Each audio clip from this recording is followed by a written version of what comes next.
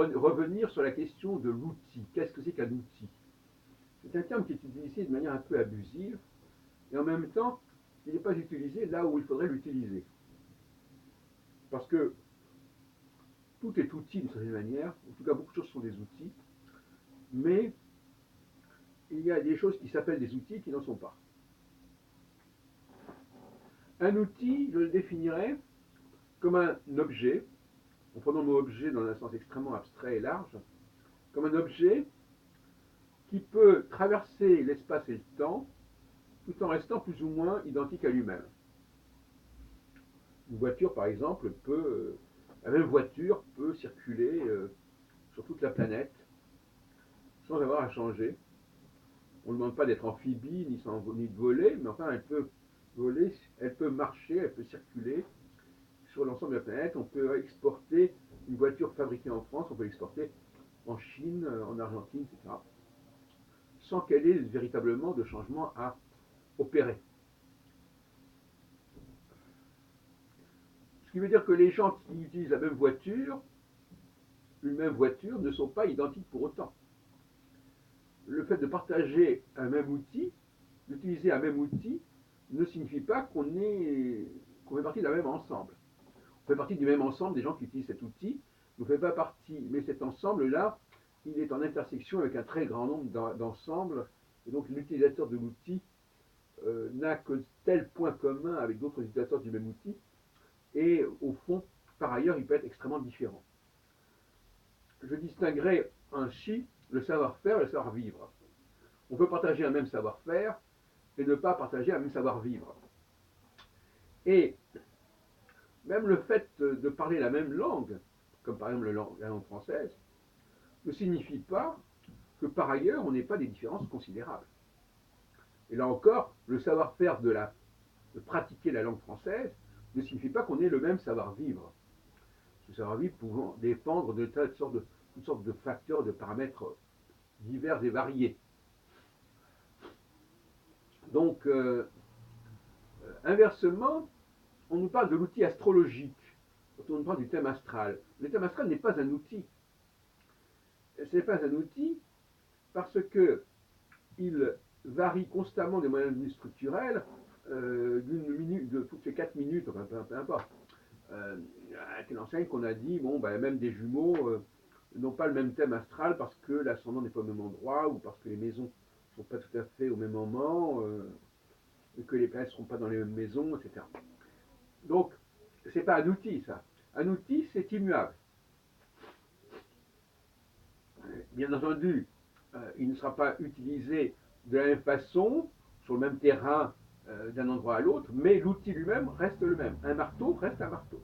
Maintenant, on peut se servir du marteau pour toutes sortes de choses, pour taper sur des tas de trucs différents. Mais le marteau, lui, ne change pas. Et moi, ce qui m'intéresse, c'est de faire de l'astrologie un véritable outil, c'est ce que j'appelle le cycle astral, qui est identique partout, et qui n'est pas lié d'ailleurs à un pays donné. L'idée de relier l'astrologie de lier telle configuration à tel pays, je trouve ça complètement délirant. Mais en revanche, il est ce qu'il est, il ne bouge pas. À travers les siècles, il ne bouge pas. C'est pour ça que l'idée que l'outil astrologique puisse être modifié par le fait qu'on a des fois des planètes, c'est absurde aussi. Il ne change pas sur des millénaires et il peut donc structurer les lieux les plus divers. C'est dans un microscope, on peut utiliser un microscope pour étudier des choses les plus diverses. Et ce n'est pas le microscope qui change, c'est l'objet que le microscope va étudier, va examiner. Ce n'est pas du tout la même chose. On a l'impression qu'en astrologie, on confond le sujet et l'objet. Et on voudrait que le sujet, c'est-à-dire l'outil, soit également approprié à l'objet.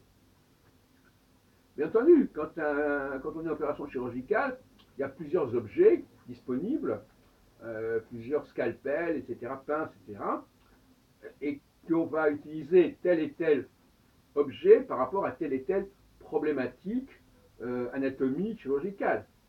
Mais chacun de ces objets lui-même sera ce qu'il est. C'est le combinatoire des objets qui va changer, mais pas les objets en tant que tels. Donc l'astrologie est un objet parmi d'autres, elle peut se combiner avec d'autres objets, qu'elle n'est pas toujours d'ailleurs, encore que même l'astrologue, de toute façon, il combine toujours l'astrologie avec autre chose, sa perception, ce qu'on lui dit, etc. Bon. Donc, voyez-vous, donc, il est rare que l'outil fonctionne tout seul. Il ne peut pas être indépendant il est tel qu'il est, mais il va être englobé dans une constellation de facteurs, de paramètres, de situations extrêmement diverses, et il va côtoyer d'autres outils. Et l'astrologie n'est jamais qu'un seul de ces outils. Donc, évitons, il faudrait quand même clarifier les choses. Je suis très sceptique sur la notion d'outil astrologique pour désigner le thème astral, le thème natal. Ça me paraît pas du tout un outil, sauf si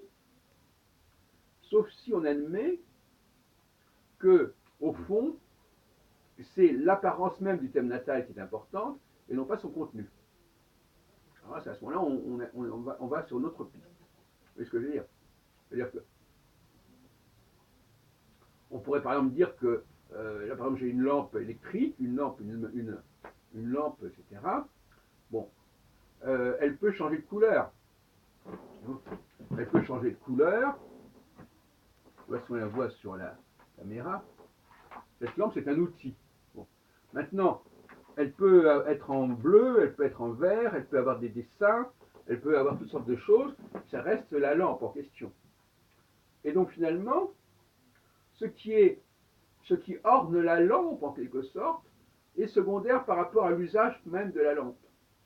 Eh bien, dans le thème astral, on peut dire aussi que le thème astral, ce qui est important, c'est qu'il existe quelque chose qui ressemble à quelque chose qui est là, un ensemble de dessins, de glyphes, etc. Mais au fond, ce qui est le contenu du thème astral, ce qui vient orner le thème astral, serait secondaire. Dans ce cas-là, on pourrait parler d'un outil. En revanche, considérer que les dessins qui figurent sur le thème astral ou qui figurent sur la lampe sont des outils, non, ce ne sont pas des outils, ce sont des ornements qui sont tout à fait secondaires.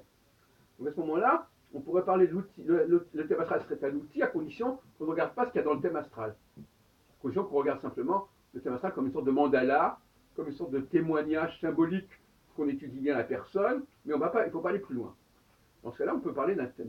Mais si on doit considérer le thème astral comme un outil d'information par rapport à son contenu, à ce moment-là, ce n'est plus un outil, puisque c'est un objet qui ne sert que pour la personne en question.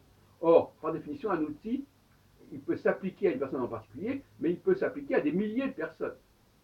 Or, ce n'est pas le cas du thème astral. Voilà donc le problème.